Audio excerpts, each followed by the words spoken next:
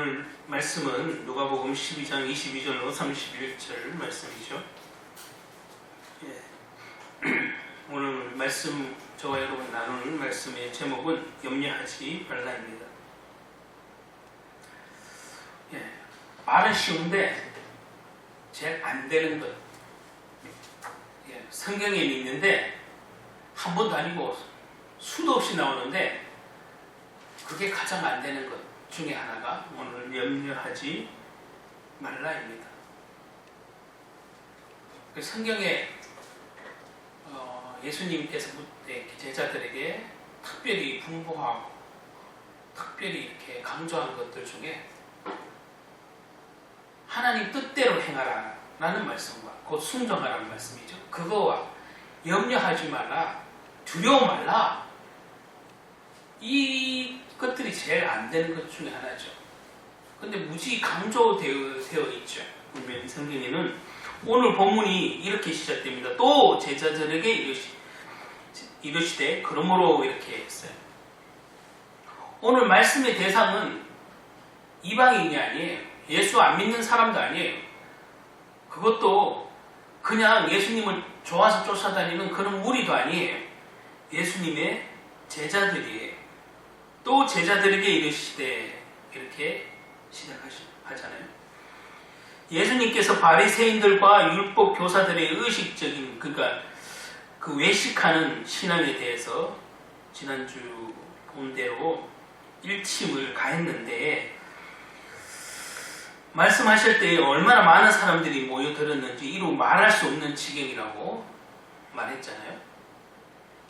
그리고 그 무리 가운데서 한 사람이 나와서 형과 유산을 나누는 문제로 다투고 예수님께 공정하게 해달라는 그런 의도를 가지고 예수님께 재산, 유산 문제를 가지고 나온 것을 지난주에 봤습니다. 그런데 오늘 본문은 우리들에게 하신 것, 지금 우리들에게 물론 그렇게 받아들일 수 있는데 이 본문에 충실하자면 지금 그 여러 수많은 사람 중에 제자들에게 하는 말씀이세요. 제자들에게 하는 말씀인데 오늘 본문 말씀에 무리가 듣기에는 정말 무리가 되는, 그죠? 예수님을 그냥 단순히 좋아서 기적을 원해서 쫓아다니는 그런 단순한 어떤 팬심을 가진, 그죠? 예수님은 팬이 많았죠. 팬심을 가진 그런 무리랑은 다르게 예수님의 제자들이에요. 분명히 예수님이 지금 말씀하신 장면은 제자들에게 특별히, 그러니까 여러 무리 중에 그 수많은 무리 중에 그 사람들에게 지금 부탁하는 말씀 아니고 제자들에게 특별히 말해요. 아직은 그 무리들에게 말하면 이 말씀이 정말 무리야. 근데 제자들이 이 말씀을 또 알아듣느냐? 이것도 무리긴 해요. 그러나 어쨌든 예수님이 지금 가르치시는 것이기 때문에 이렇게 분부하시죠. 어떻게 말문을 여시는가 하면 지금 하시려는 말씀의 내용이 앞의 내용, 그러니까 앞전에 있었던 그 유사 문제, 형제지간의 유사 문제와는 관련이 있을까요? 없을까요? 관련이 있으니까 바로 뒤에 따라 나오는 거예요, 여러분. 앞에 유사 문제가 바로 직전에 있었잖아요. 보통 이런 단락이 나눠지고 이렇게 보면 장면이 달라지고 대상이 달라지는 경우가 대부분인데 지금 유사 문제랑 같이 나와주잖아요. 바로 따라 나오는 얘기예요. 그러면 이게 분명히 연관이 있기 때문에 지금 오늘 예수님이 이렇게 분부하는 거예요. 자, 앞에 제사 문제 갖고 다퉜죠. 그러면 이 뒤에 지금 오늘 읽은 이 뒤에 문제도 먹고 마시고 있는 이게 뭐예요? 다 의식주가 이게 다 뭐예요? 우리에게 가장 필요하고 우리가 가장 소중하게 생각하고 이것을 위해서 우리가 경제 활동을 하고 물질을 원하잖아요. 그래서 인간에게는 가장 필수적이고 우리의 생명과도 연관이 있는 아주 중요한 물질 문제예요. 물질 문제. 그러니까 앞전에 형제도 물질 문제로 다퉜죠.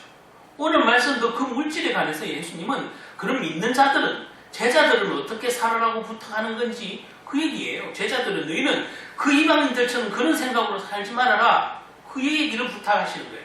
강조하시는 거예요. 또 제자들에게 이르시되 그러므로 내가 너희에게 이르노니 너희는 목숨을 위하여 무엇을 먹을까 무엇을 입을까 염려하지 말라. 목숨이 음식보다 중하고 몸이 의복보다 중하니라 이렇게 하셨어요. 자, 이방인들이 생각하는 의식주, 지금 우리도 똑같아요. 의식주가 사실 먹고 사는 문제가 제일 우리의 생명하고 사는 거랑 가장 연관이 있어요. 그걸 부인하는 게 아니에요. 그러나 예수님은 지금 제자들에게 말하고자 하는 진짜 의도는 뭐예요? 너희 힘으로 사는 것이 아니라는 것을 가르쳐 주는 거예요.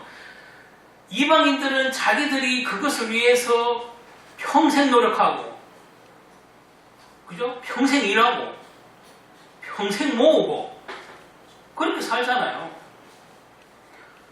그거에 대한 것을 지금 바로 예수님이 비유하신 이제 그 새, 공중에 나는 새를 봐라. 오늘 누가복음에는 단순히 새라고 지칭하지 않고 정확하게 적혀 있어요. 그건 조금 이따 살펴보고, 앞전에 형과 유산 분쟁을 한 사람이 찾아와서 도움 주시기를 요청했을 때 어리석은 부자 비유를 들려주시면서 탐심을 버리라고 말씀하셨잖아요. 그 탐심을 버리라. 그러면 제자들에게도 하시고자 하는 메시지는 탐심을 버려라고 하는 메시지겠죠. 그 찾아왔는 그 사람을 빗대어서 지금 얘기한 거니까 사람의 탐심은 우상이라고 말씀하셨어요. 분명히. 그래 제자들도 우리가 보이는 우상만 생각했는데 우리 안에 이 우상이 있다는 것을 예수님이 지금 비유를 들어서 알게 하신 거잖아요. 우리 안에 있는 우상. 꼭 보이는 어떤 신전이나 이런 미신이나 그런 다른 종교에 관한 얘기뿐만 아니라 우리 안에 있는 우상에 대해서 그것이 탐심이라고 정확하게 알려주셨어요. 탐심을 버리라고 하셨어요. 이 사람의 탐심은 조금 허용하면 점점 크게 때문에 뭐 우주의 블랙홀이라는 그런 단어가 있잖아요.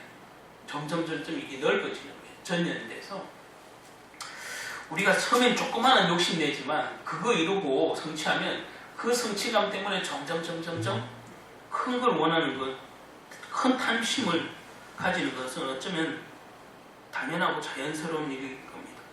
근데 그것을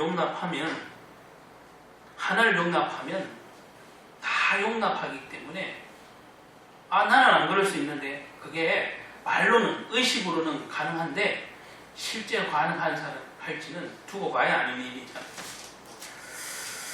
탐심은 언제나 자기도 모르게 들어오기 때문에 내가 거기에 아무리 경계한다고 한들 나도 모르게 오는 그 탐심을 참 막기는 어렵고 알아채기도 어렵잖아요.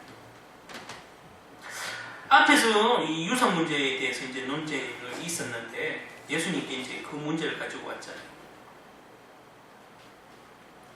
오늘 이 비유는 그 유산 문제로 다툰 그 탐심을 버리라고 한 말씀에 이어서 나오는 말씀이기 때문에 조금 더 깊이, 조금 더 쉽게 말하면 한 단계 더 깊이 들어가서 예수님이 이 탐심이, 욕심이 우리에게 어떻게 실제 존재하는지를 알려주신 거예요. 알려주신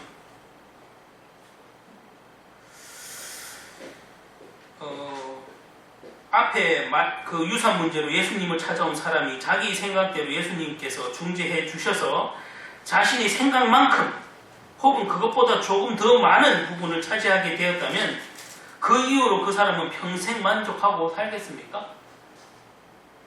그럴 리가 없습니다.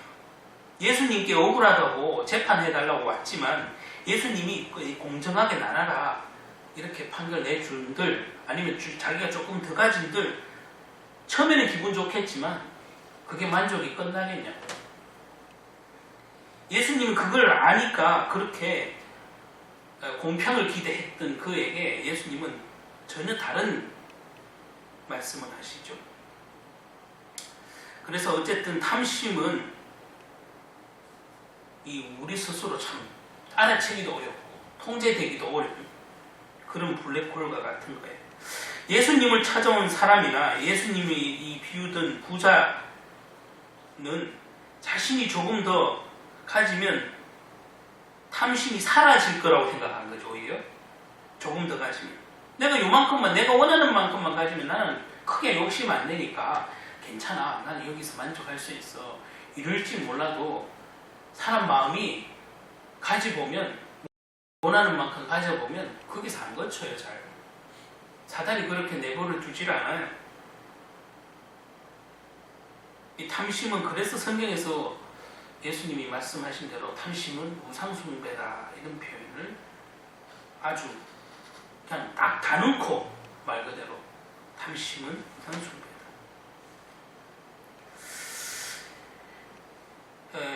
예수님께서는 소유의 많음보다 더 중요한 것이 있다고 말씀하셨는데 그것은 생명이에요. 그죠? 소유보다 더 중요한 것이 있는데 생명이다.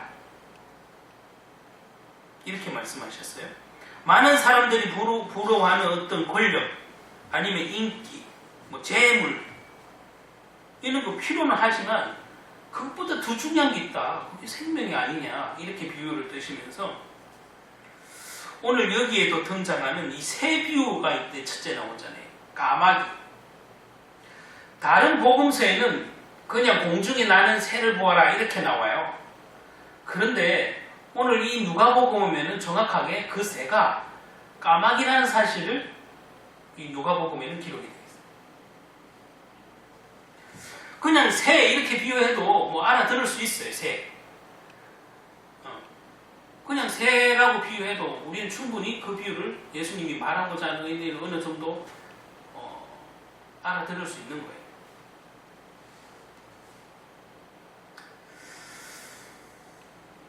그 보면은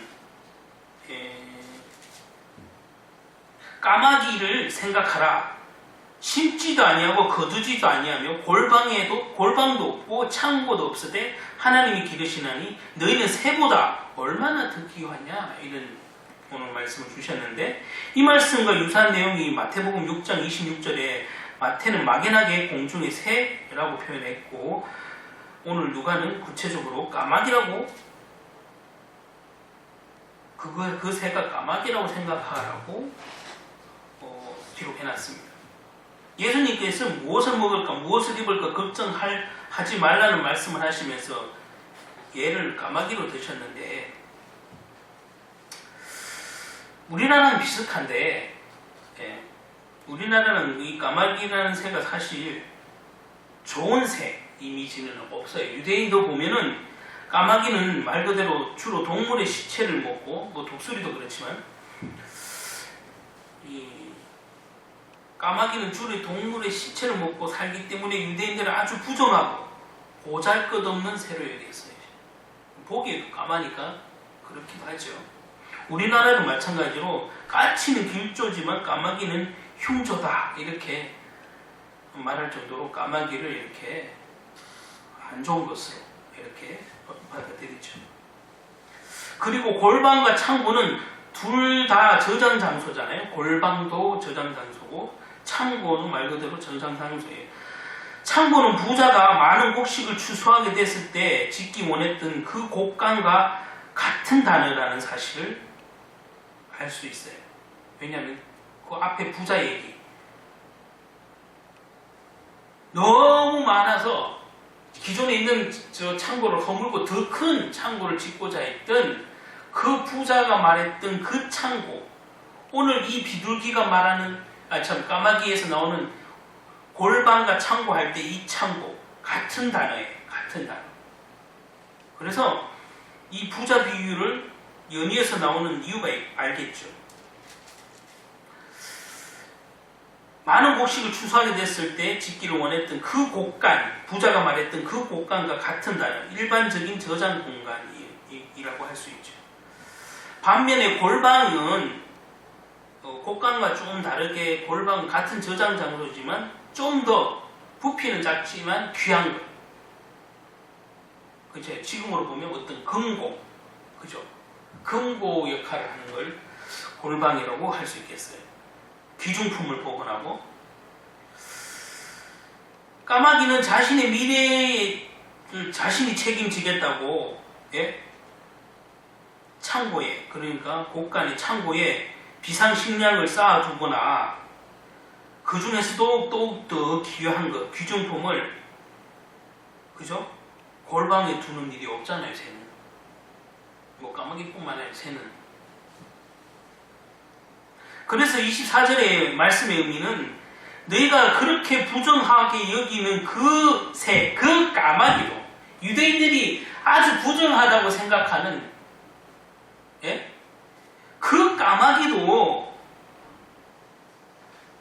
그렇게 하찮게 여기는 그 새도 하나님이 먹이시는데 하물며 하나님 형상대로 지은 너희들이겠느냐 얘기하는 거예요, 제자들에게.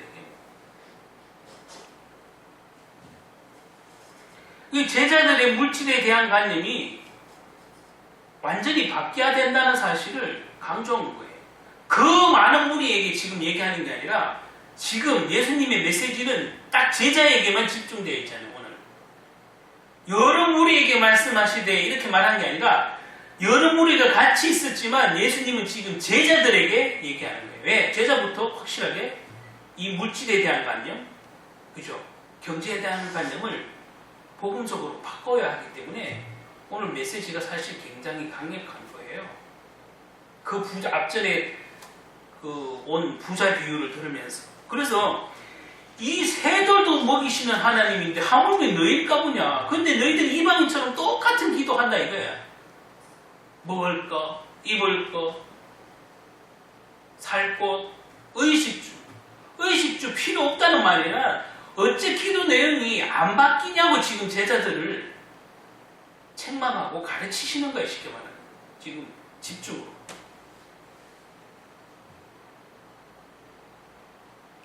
오늘날도 여러분들이 성도라고 하고 아니면 교회 중직자라고 하면서 이방인과 똑같은 기도를 한다면 예수님이 여러분을 지금 앞에 놓고 있는 질문을 하고 비유를 들면서 책망을 하면 여러분 어떻게 했냐고요. 그냥 지금은 여기 강단에서는 다 목사가 예? 뭐 한마디 하면 그냥 왜 저는 쓸데없는 얘기 할까, 막 마음에 찔리면 양심이 찔리면 그러거나 또 내 기분에 따라 또 은혜 되면 오늘은 되게 은혜 된다 그런 수준이잖아요. 대부분 예배 때마다 하는 설교에서 나오는 하나님의 말씀을, 복음을 예수님이 직접 내게 가르친다고 생각하고 들으시면 더 은혜가 되고 더 강하지 않을까 그런 생각을 해봐요. 지금 이 질문은 제자들에게 예수님이 지금 정확하게 가르쳐주고 있어요. 그래서 오늘 이 내용을 전체적으로 이제 좀 정리를 하자면, 첫째, 염려하지 않는다는 생각은 염려하지 않는다와 생각하지 않는다는 같은 뜻을 가진 동의어가 아니에요. 많은 신자들이 성경에 염려하지 마라, 근심하지 마라 있으니까 이거는 마치 멍청하게 있으라 이렇게 받아들이는 성도가 꽤 많다는 거예요. 그러니까 이게 이해가 안 되는 거예요. 아니 내일 입을 거, 내일 뭐 세금 낼 거, 내일 뭘 쓸 거, 내일 필요한 거 분명히 필요한데 그거 계획도 잡고 염려를 해야지 무슨 말도 안 되는 소리냐 그렇게 생각할 수 있어요. 근데 이거는 얼마나 설교를 들어도 말씀을 들어도 얼마나 그냥 표면적으로 들었는지 내가 얼마나 믿음 없는지 알 수 있는 거예요. 성경에서 말하는 오늘 여기도 등장하는 예수님이 말하는 제자들에게 염려하지 말라는 건 멍청하게 있어라, 아무것도 하지 마라, 아무 생각도 하지 마라 이 얘기가 아니에요. 분명히. 그런데 많은 그리스도인들이, 성도들이 이런 염려하지 말라 설교 나오면 아니 목사님은 현실과 동떨어진 얘기를 한다. 그럼 예수님도 지금 현실과 동떨어진 얘기 한 거잖아요. 여기서 염려하지 말라는 건, 생각하지 말라는 건 같은 단어가 아니에요.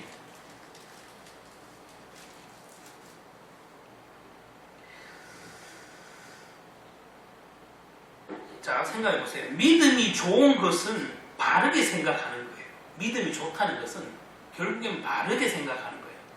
뭐 이상하지 않고. 자, 바른 생각이 동반되지 않고는 신앙의 성숙이 없는 건 당연해요. 바른 신앙이 없는데 내 신앙이 막 성숙한다. 이건 말도 안 되는 얘기지.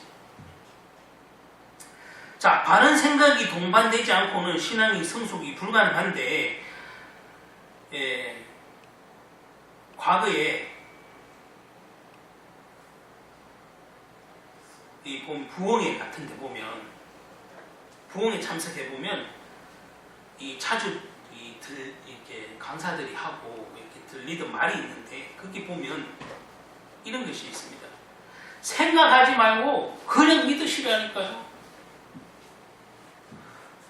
이리 저리 재지 말고 제 말을 그냥 믿으시면 그냥 응답될 줄 믿습니다. 그러니까 그냥 믿으세요. 이게 그냥 들으면 진짜 맞는 것 같아요. 또 대부분 그렇게 배웠어요. 그렇게 설계했어요. 그냥 믿어야 됩니까? 아무 뜻인지도 모르는데, 제자들에게 오늘 예수님이 지금 가르치는 거, 아이도, 쉽게 말하면 어떤 면에서는 아이도 알 수 있는 표현들, 그리고 그 당시 유대 문화를 다 이용해가면서 가르치는데도 물론 못 알아듣는 경우도 있지만, 그래도 궁극적으로 비유라는 것은 알아듣기 쉬우라고 하는 거 아니겠어요? 그러면 오늘 이 제자들에게도 알아듣기 쉬우라고 하는 거예요. 하나님의 섭리를. 그리고 물질에 대한 생각을 바꾸라고.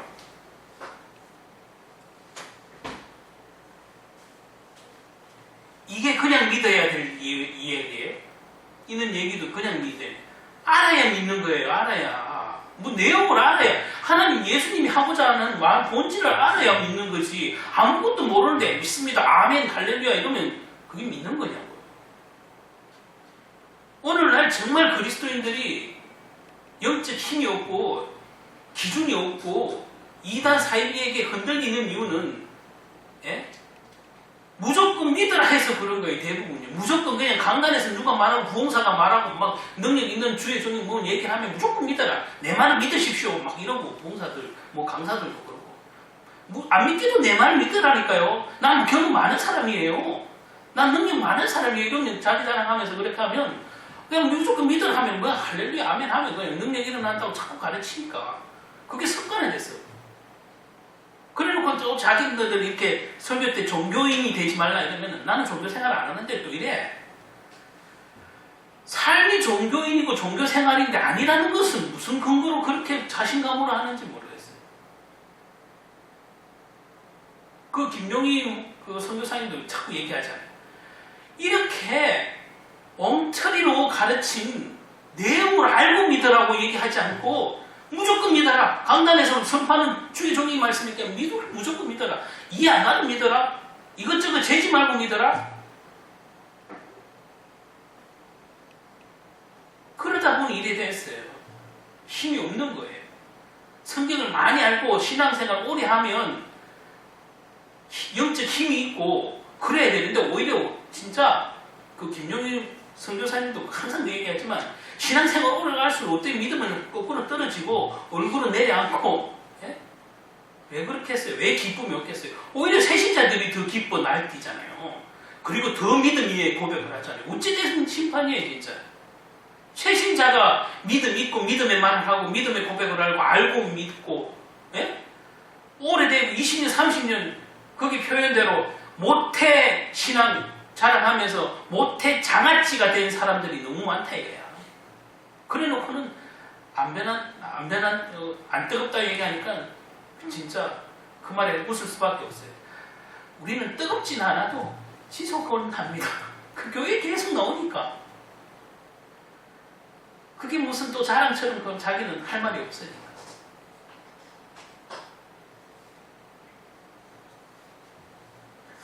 그냥 믿는 게 아니에요. 예수님이 그냥 믿으라고 하는 게 아니라 비유를 왜 가르치겠냐고요. 알고 믿으라. 내가 하고자 하는 너희가 알아들을 수 있도록 내가 비유를 하니까 알아들도록 가르치는 거잖아요. 그러면 예수님이 가르치고자 하는 내용을 알아야 될 거예요. 알고 아멘하고, 알고 순종하겠습니다 고백하는 거지. 아무 이해가 안 갔는데 1 더하기 1은 2라 이렇게 배우는 거예요? 말씀이 그냥 1 더하기 1은 2라고 배우는 거냐고, 외우는 거냐? 우리 인생이 왜 불행한지 원인을 얘기해놨으면 이 원인이 무엇 때문에 왔고 어떻게 해결하는지, 무슨 하나님의 방법을 해결하는지 아는 게 복음인데 그냥 결론만 얘기해요 항상. 그리고 심지어 교회 안에 양육 프로그램조차 그러니까 예수 믿고 천국 가라고. 어느 불신자가 질문이 이래 던져놨어요. TV에도 나왔는데, 예수 믿고 천국 가라는 저 단어는, 저 표현은 도대체 한국에 언제 등장했습니까? 왜 전도할 때 저 문구가 표어처럼 등장합니까? 예수 천국 불신주. 틀린 얘기는 아닌데 할 얘기가 그겁니까? 내용의 핵심이 그거냐고.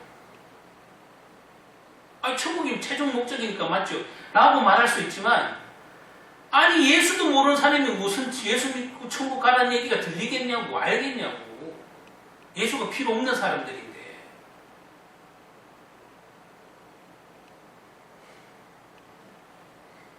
예수 믿으면 축복받아요. 예수 안 믿어도 축복받고 돈 잘 벌고 성공한 사람 많은데 그게 설명이 돼요? 예수 믿으면 축복받는다? 성경하고 전혀 동떨어진 얘기를 하고 있는 거예요. 예수님은 오히려 제자들을 부를 때도 그랬고 무리들이 따라올 때도 그랬고 계속 얘기하는 것은 오히려 네 십자가를 지고 와라. 그래야 내 제자가 된다 하는 거. 그 이것저것 재고 오려고 생각하니까 아시고 뭐라고 해요? 즉시 버려두고 오라고 말씀하시고.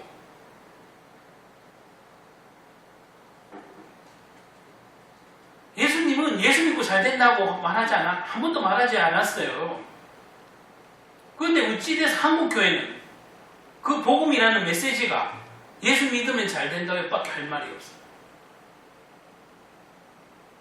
그 본질 아닌데 그냥 뭐 따라온 거예요. 그냥 진짜 덤으로 서비스로 주는 거예요. 예수 믿음.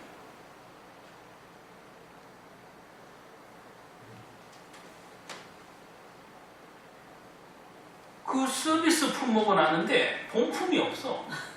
여러분 생각해보세요. 휴대폰을 샀는데 휴대폰 케이스 안에 본품은 없고 액세서리만 잔뜩 들었어. 그게 지금 우리의 신앙과 진짜 비슷해요.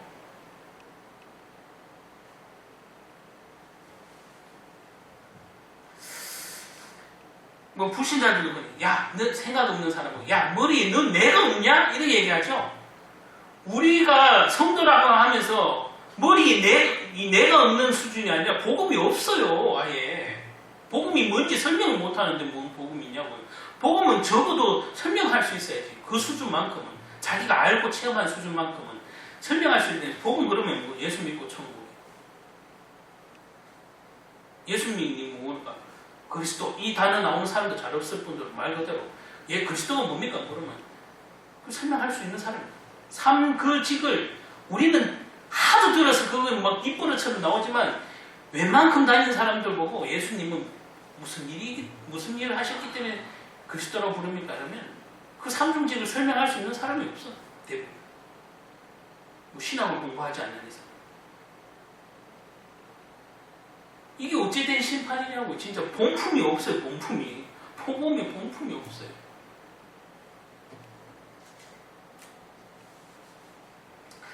생각이 바르고 깊게 넓게 또 삶을 단순하게 하는 것이 믿음에 성숙해지고 성장하는 지름길인데, 생각을 단순하게 하고 삶을 복잡하게 하면,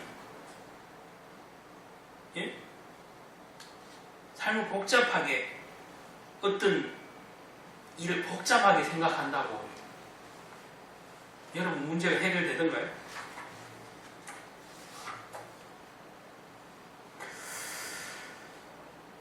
오늘 두 번째 정리하기를, 두 번째, 모든 사건 사고는 그리스도인들이라고 해서 피해가지 않는다는 사실이에요. 그래서 오늘 예수님도 이 제자들에게 물질이 필요 없다고 말한 게 아니에요. 이걸 잘 알아들어요. 물질이 필요 없다는 얘기 하는 게 아니에요. 자, 그래서 모든 사건 사고가 예수를 믿거나 안 믿거나 다 일어나요. 그렇죠? 축복받 받는다는 건 거짓말이에요. 그래 안 되면 내가 속았네. 목사님 믿고 다녔더니 안 되네. 또 나를 전도한 사람 믿고 막 축복받는다 그랬더니 몇 년 다녀보면 아무 응답도 없네. 잘 안 되네. 물질도 잘 안 되고 뭐도 잘 안 되네. 그런 식으로 믿으면 몇 년 다니면 뭐 하겠냐고요. 오히려 교회에 대한 절박한 절대 불신앙이 생기지. 오히려. 그러니까 복음을 정확하게 아는 것이 가장 먼저다. 곧 예수님이 강조한 생명이 있는 게 먼저지 의복을 위해서 기도하는 게 먼저가 아니에요. 우리에게 생명이 있는 게 먼저예요. 그죠? 우리가 복음을 정확하게 알고 믿고 생명이 있어야만 따라오는 그 축복인데 그거에는 생명에는 관심이 없고 먹고 입고 사는 그 의식주 해결에 매달린다 이거예요. 이걸 누구에게 지금 가르쳐요? 제자들에게. 기도의 내용조차 의식주 이방인이 하는 기도와 똑같다는 것을 지금 꼬집어서 예수님이 말하는 거예요. 제자들을 이러지 말라. 너희는 그것이 아무것도 아닌 것 같지만 거기에 사단이 역사하고 그게 퍼지기 때문에 탐심은 곧 우상이라고 말씀하십니다.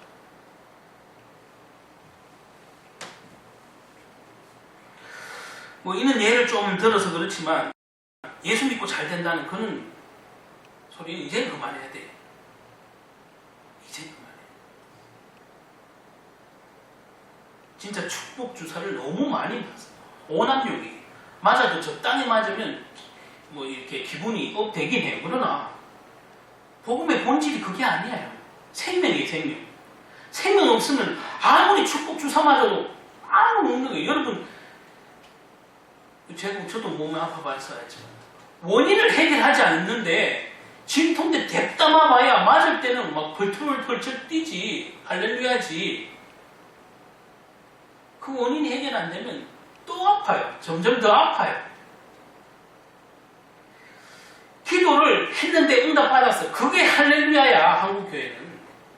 성도 수준이 그러면 안 돼. 생명 없으면 그게 할렐루야 100번 하면 뭐하고 아멘 100번 하면 뭐하겠냐고. 생명이 없는데. 생명이 없는데 천국 가요?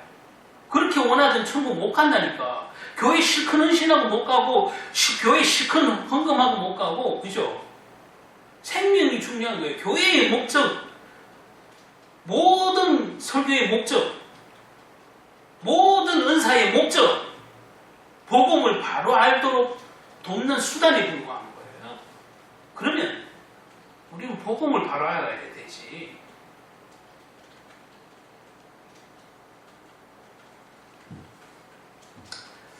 지금도 우리나라에요. 기도원이 진짜 대한민국이 작은데 도시에 있는 기도원부터 해서 저 산골 구석에 있는 기도원까지 그냥 보면 기도원이 많아서 한국은 참 축복받았다 이렇게 보일 수 있지만 역으로 보면 하나님 입장에서는 보면 100개 중에 1개나 쓸모가 있을까? 라는 생각 해보게 되죠. 요즘에 하나님 입장에서 우리가 입장에서 야 기도원 많을수록 좋은 거잖아 라고 생각하지만 마귀가 생각해보면 알고 보면 다 껍데기만 있고 복음을 전하고 생명을 전하는 데가 없어. 다 종교의식이야. 복음의 핵심이 없고 말씀이 없었고 언약이 없는데 은사 받고 방언 얘기하고 치유받은 그 육신의 치유 그런 것만 하느라 정말 알맹이가 없는 기도는 이건 제가 폄하하는 것 같아도 실제 그래요. 혹시 설교를 듣고 마음이 불편하셔도 현실이기 때문에 저는 말을 합니다. 기도원이 나쁘다는 게 아니라 기도원의 현실을 얘기해요. 기도원 자체가 나쁜 게 아니잖아요. 내가 기도하기 위해서 만들었고 여러 사람들이 함께 모여서 합심 기도하려고 만들었는데 기도원이 나쁜 게 아니라 거기에서 선포되는 그리고 행해지는 것들 내용들이 과연 복음일까? 과연 언약적일까? 라는 거지. 과연 생명 있는 메시지가 선포될 것인가? 기도원에 치료받기 위해서 가는 사람들이 많잖아요. 특히 그죠? 병 때문에 세상의 의학으로 기댈 데가 더 이상 없어서 말기 암 환자일 수도 있고 여러 가지 하여튼 세상으로서는 좀 불가능하다 싶을 때 사실 또 주변의 권유에 의해서 아니면 또 자기 자발적인 의해서 우린 또 아니면 누가 또 유명하다는 소식 치유 뭐가 잘 일어나거나 뭐 능력이 있다는 그런 기도는 갑니다. 예, 그 자체가 나쁘다고는 할 수 없어요. 그런데 수많은 사람들이 그 환자 만약에 병자들이 그 어느 기도원을 갖다 쳐요. 그래서 자기들은 어차피 세상 의학으로는 힘들고 어차피 살 날이 얼마 남지 않기 때문에 그분들은 기도할 때 우리보다 훨씬 목숨 걸고 기도 안 하겠어요? 훨씬 암만 초신자라도 목숨 걸고 기도해요. 그죠? 훨씬 더 간절해요. 그리고 강사가 선포하는 그 말에 무조건 일단 아멘이라도 하고 싶죠. 그죠? 무조건. 뭐 내용을 못 알아들어도 무조건 아멘. 능력 있는 종이라 하니까 아멘. 할렐루야. 믿습니다. 우리보다 훨씬 한 간절한 마음으로 만약에 그 기도원 원장이 막 선포를 하고 무슨 방언을 해주고 치유에 축사를 해주고 막 한다고 쳐요. 자, 우리보다 거기에 앉은 사람들은 훨씬 믿음으로 아멘하고 훨씬 믿음으로 믿습니다 얘기해요. 근데 그 원장님의 그 집회 시간이 딱 끝났어.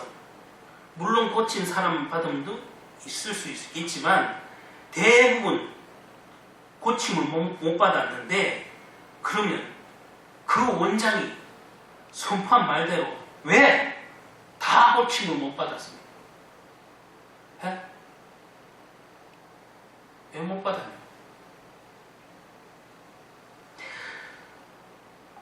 그 원장님이 그 환자들을 놓고 막 안수기도 해주면서 모든 병만은 이 시간 떠나갈지어다 치유될지어다 이러면 그 사람들은 진짜 살 날이 얼마 멀지 않았으니까 목숨 걸고 아멘 믿습니다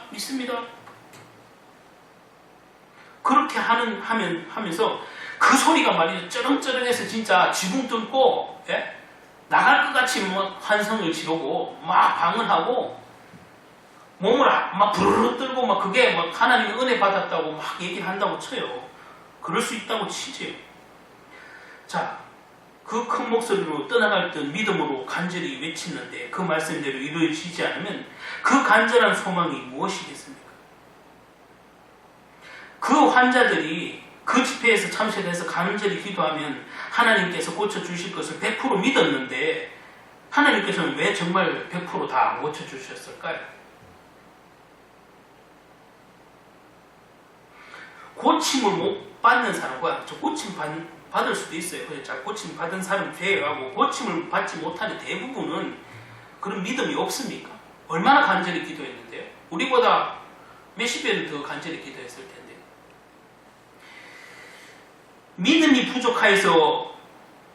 믿음이 부족함은 없어서 고침을 못 받는 것입니까? 아니면 헌금을 적게 해서 고침을 못 받는 것입니까? 아니면 하나님께서 허락하신 사람만 고침받습니다. 제일 마지막은 말씀드린 후자겠죠. 우리는 믿음대로 고침받는다고 받아들여요. 저도 그걸 거부하는 건 아니에요. 그러나 여러분 그렇게 간절히 해도 고침 못 받는 것은 헌금을 못해서 적게 해서 그렇습니까? 아멘을 적게 해서 그렇습니까? 믿음이 부족해서 그렇습니까?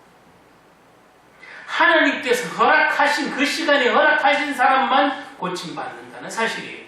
그 강사의 능력과 아무 상관이 없어요. 그죠? 그런데 오늘날 많은 그 기도원 원장뿐만 아니라 그렇게 능력이 있다고 하는 부흥사는 주의 종들이 자신의 능력을 과신하고 막 남용하면서 사람들에게 희망 고문을 하고 예수님을 그 값싼 복음을 만드는 거예요. 그렇죠? 자기는 능력의 종이라고 말하면서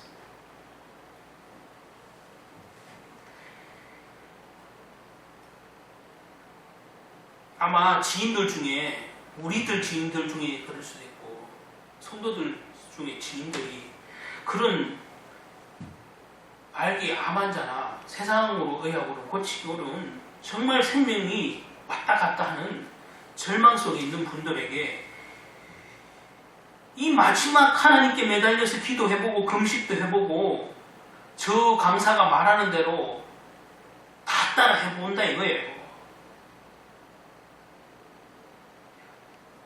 그렇게 기도드렸지만 병이 낫지 않는다고 그럼 하나님은 원망할 겁니까? 여기서 중요한 것은 원망할 사람이냐 원망할 사람이냐는 그 안에 생명이 있으면 원망하지 않겠고 그 안에 생명이 없으면 원망할 것이잖아요. 고침 못 받는다고 하더라도 내가 아무리 절개했는데도 금식했는데도 말씀 붙잡고 기도했는데도 내게 그는 치유나 능력이 안 일어났다고. 중요한 것은 우리 안에 생명이 결과물이 아니고 생명이라니까. 그렇게 했는데 내가 원망이 막 하나님께 불을 떠진다. 나는 생명 없어서 그래야 됩니다. 그렇잖아요. 근데 그 상황에도 나는 전혀 당황하지 않고 대연하게 말씀 붙잡고 그래도 감사합니다 라고 할 수 있다면 이 사람은 진짜 생명이 있는 거예요. 누가 봐도 생명이 있고 하나님 보시기에도 생명이 있는 거예요. 여러분, 이 대한민국 사람들이요 특히 능력을 좋아하잖아요. 물론 뭐 전 세계 사람들도 다 그래요. 근데 이단들도 해외에서 도는 이단 많잖아요. 신비주의를 대화하는. 그래, 한국 사람이 유독 좋아하는 성경 속의 인물이 있어. 특히 사역자들이. 누구예요? 엘리사 아니에요? 엘리야. 예? 완전 능력의 종이라고 막 뭐 그런 엘리야 기도 많잖아요. 엘리사 뭐 그런 게 많잖아요. 여러분, 그러면 그렇게 주의 종들이 원하는 능력의 종이라고 말하는 그 엘리야는 어땠어요 사실?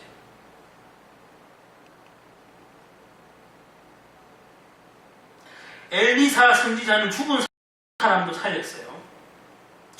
이미 죽은 사람도. 성경에서 예수님을 제외하고 가장 많은 기적과 표적을 베푼 자가 엘리야예요.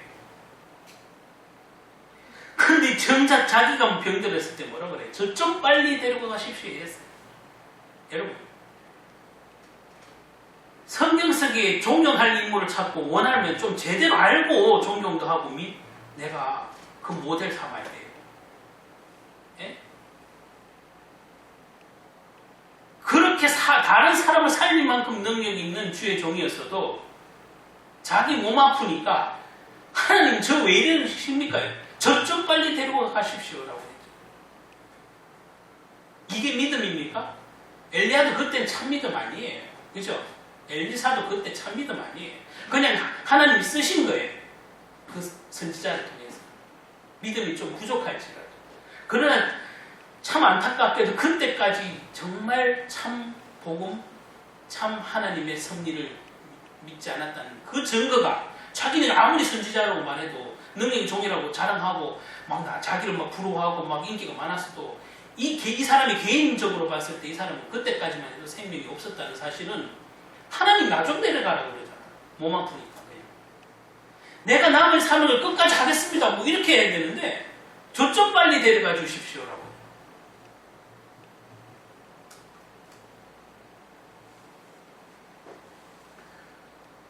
아니면 자기 능력이 그렇게 막 자기 교만해졌으면 내가 내한테 안수해서 나는 살아날지어다. 이러면 되잖아요. 남도 죽은 사람도 살리는데. 이게 얼마나 교만이에요. 인간의 그 은사를 그런 식으로 쓰면 안 돼요. 나에게 특별한 은사가 있다고 해서 치유 은혜가 있다고 해서 그게 내 거 아닌 척 하면서 다 자기 거인 줄 얘기해요. 알고 보면 생명도 없는 것이. 그러니까 엘리사를 보고 우리는 성경을 보고 정확하게 보고 알고 믿어야 돼요. 그래서 엘리야가 걔가 말 그대로 정말 회심하고 회개하고 돌아섰을 때 그때 믿음을 가진 엘리야를 보고 배우면 괜찮은데 그 전에 왜 엘리야를 좋아하죠? 그냥 능력만 막 갖다 뿌리는.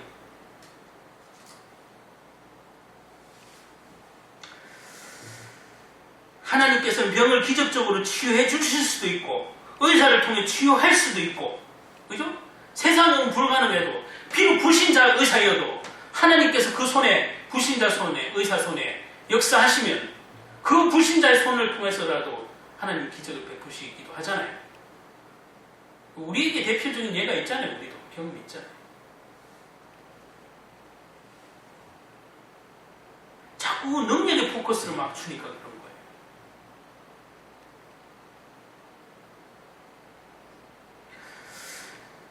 낫고 안 낫고의 모든 방법, 계획, 시간표는 하나님 손에 있는 줄 믿습니다. 아멘. 그것이 뜻이에요. 그것이.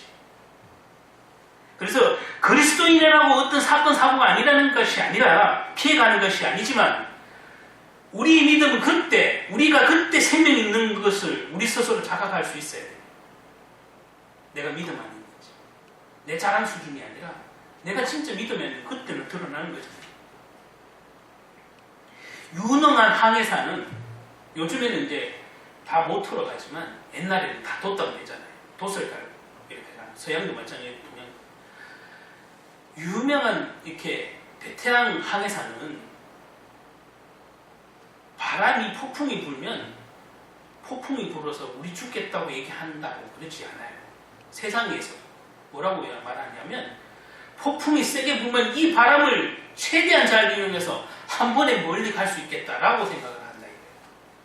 그런데 초보 항해사는 폭풍이 불면 이 바람에 이 배가 뒤집히겠구나 그것부터 먹어요. 이게 초보예요. 그죠? 저와 여러분은 하나님 믿는다면서요. 그래서 성경에는 그 믿는다는 결정체가 두려워 말라, 염려하지 말라, 근심하지 말라예요. 근심거리가 없기 때문이 아니에요. 근심거리가 너희를 피해갈까 할 것이나 이렇게 가르치지 않았어요. 그죠? 예수 믿는다고 근심거리가 피해갑니까? 근심거리가 안 옵니까? 사건이 안 옵니까? 문제가 안 오냐고요. 오는데 너희는 그 세상을 향해서, 그 문제를 향해서 당당해야 돼요. 왜? 너와 함께 하시는 하나님을 믿어라. 그래서 예수님 제자들에게도 결정적으로 한 방에 말씀을 하죠. 하나님을 믿으니 곧 나를 믿어라. 이렇게 말씀해 주죠. 믿는다면서요. 믿는다는 결정체가 염려하지 말아요. 저게 생명이 있다는 얘기. 단순히 멍청하게 있으라, 아무 생각하지 말아라 이런 얘기 아니에요. 예수 믿는다고 멍청하게 있어라. 하나님 다 해주니까 그냥 입만 벌리고 있어라. 감 떨어지듯이. 이 얘기 아니에요. 오지만 그것을 믿음으로, 말씀으로, 그리고 너를 창조하신 주님이 새도 먹이고 들풀도 먹이는데 하물며 너희를 가만히 두겠냐고 오늘 강조하는 건 아니에요. 예수님. 그게 진짜 믿음이에요. 생명이 있다는 거예요. 저와 그 여러분이 그런 참 생명을 가지시기를 예수님의 이름으로 축복합니다. 아멘. 그래서 저와 여러분이 오늘 이 비유 속에 뭐 백합화의 얘기도 했는데 시간상 좀 뭐 다 정리하기는 어렵고,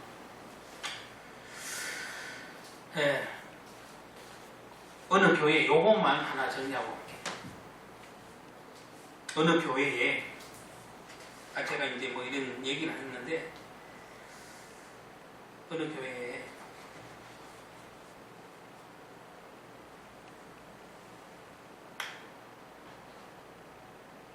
기적이 상식이 되는 교회, 이런 표가 있는 데가 있어요. 기적이 상식이 되는 교회.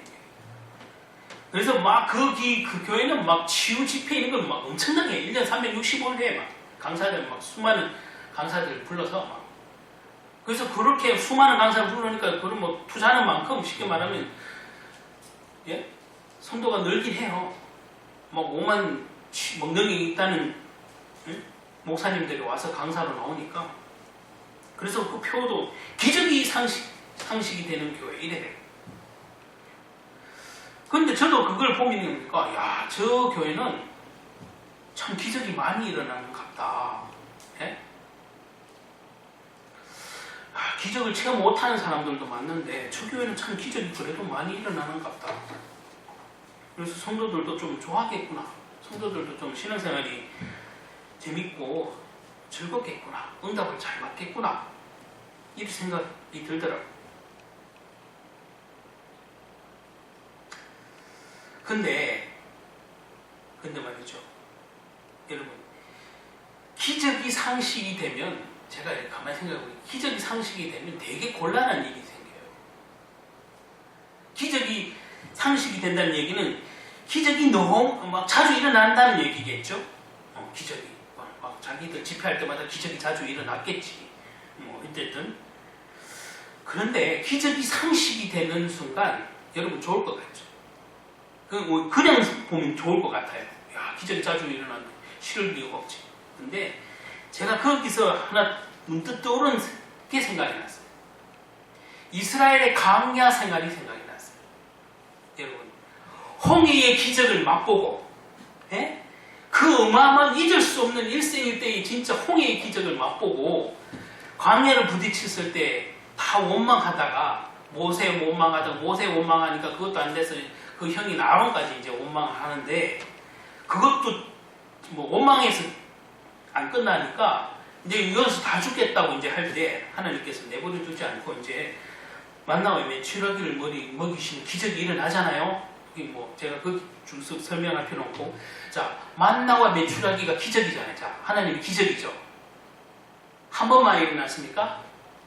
40년을 매일같이 만나와 메추라기를 먹이는 기적이 일어났어요, 여러분. 그러면 아까 그 교회처럼 기적이 상식이 되는 교회가 된 거예요. 쉽게 말하면 이스라엘도. 그런데 그 이스라엘이 처음에만 좋았지, 만나와 메추라기 처음에만 좋았지, 그 만나가 뜻이 뭐라고 지난번에 그랬어요? 이것이 무엇인고, 생전 처음 보는 거잖아요. 이것이 무엇인고라는 뜻인데, 자, 처음에만 좋았지, 360일 주구장창 40년을 만나를 먹으니까 이제 이 사람들이 뭐라고 말하는 줄 알아요? 우리 마음이 이 하찮은 음식을 싫어하는가, 이렇게 선포해요. 자, 기적이 상식처럼 일어나니까, 자, 하나님 기적이 상식처럼 일어나면 좋을 줄 알았는데 365일 40년이 일어나니까 이스라엘 백성이 뭐라고 한다고요? 이제는 이 음식이 싫사옵니다 하잖아요. 이제 지긋지긋합니다. 여러분, 아까 그는 교회가 되게 좋은 것 같은데 그게 상식이 되는 순간 굉장히 제가 곤란할 거라고 미리 말씀드린 것은, 이 이스라엘처럼 하나님 기적 이제는 나는 그런 거 뭐 너무 많이 겪어서 아무렇지도 않아요. 아무 감동도 없어요. 오히려 지긋지긋해요. 이제 예수 안 믿어도 잘 되던데요. 줄 성수 안 해도 뭐 되던데요. 뭐 강단 말씀 안 붙잡아도 잘 되던데요. 기적만 가지고 살면 그렇게 돼요. 사람이. 기적이 상식이 되는 거예요. 여러분, 오히려 말씀이, 예?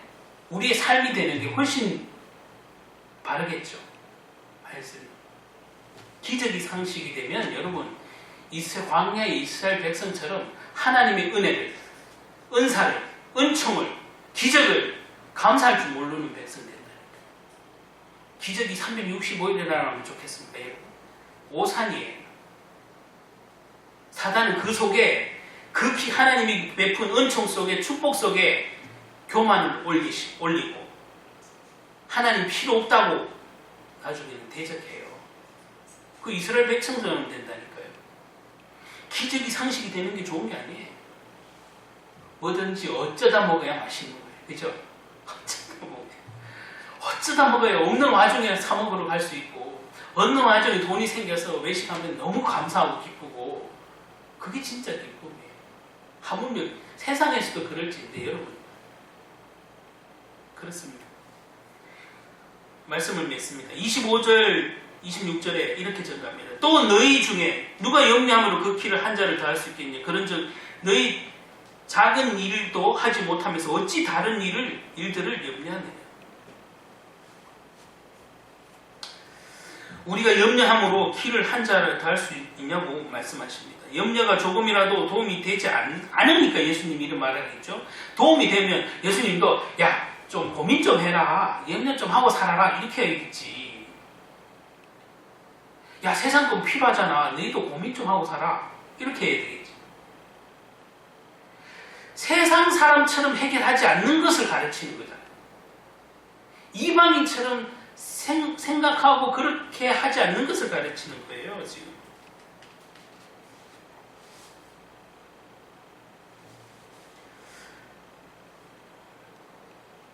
어쨌든 시간이 다 됐으므로 정리하겠습니다. 저와 여러분, 세상 기준으로 보면 염려하지 말라고 하면 터무니없는 말이나 얘기를 할 거예요. 또 혹시 우리가 오해하고 있다면 아니 설교를 왜 저렇게 동떨어진 얘기를 목사님은 하지? 라고 말할 수 있을 거예요. 예수님도 그럼 동떨어진 말을 하신 거예요.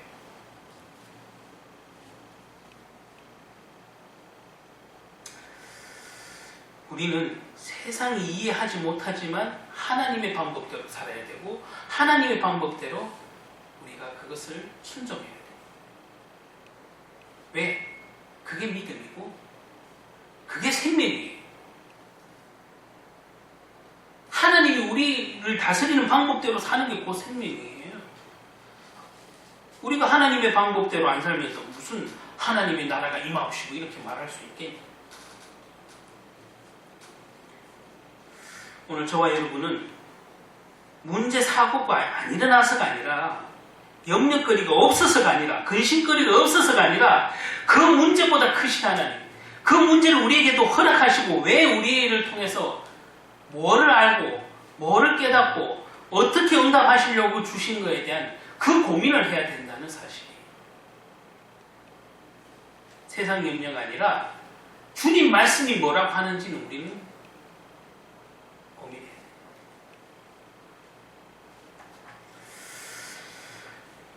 그래서 마지막에 이렇게 말씀하시죠. 오늘 있다가 내일 아궁이에 던지지는 들풀도 하나님이 이렇게 입히시거늘 하물며 넣을까 보냐 이렇게 말씀하셨습니다. 기도하시겠습니다. 하나님, 우리는 하나님을 아버지라 부르는데 저 들에 있는 들풀, 꽃들, 식물, 또 하늘 나는 저 새들, 하나님을 아버지로 부를 수 없는 영이 없는 존재입니다. 그럼에도 불구하고 저들을 먹이시고 입히시는 이 섭리 가운데 있는 줄 믿습니다. 하물며 우리가 하나님을 아버지라고 부르는 하나님 형상대로 지음받은 우리가 단순히 입고 먹고 마시는 거에 연연해서 되겠습니까? 오늘 예수님이 제자들에게 가르치신 것도 세상의 방법이 아니고 세상의 관심이 아닌 하나님의 방법, 하나님의 섭리 안에서 너희의 생각과 마음을 바꾸고 우리 안에 있는 세상의 방법들, 세상의 사고들이 이 뿌리 내려져 있고 각인되어 있는 것들이 오직 주님의 말씀대로, 주님의 방법대로 먹이시고 입히시고 응답하신다는 사실을 인정하는 것이야말로 믿음이라고 말씀하시고 그것이 생명이라고 말씀하시는 줄 믿습니다. 그래서 우리는 하나님을 믿는다고 하면서 자주 하나님과의 관계가 멀어져 있고 염려가 떠나지 않는 삶을 살아왔습니다. 염려하는 인생에서 신뢰하는 인생으로 바뀌는 전환점이 되게 하여 주시옵소서.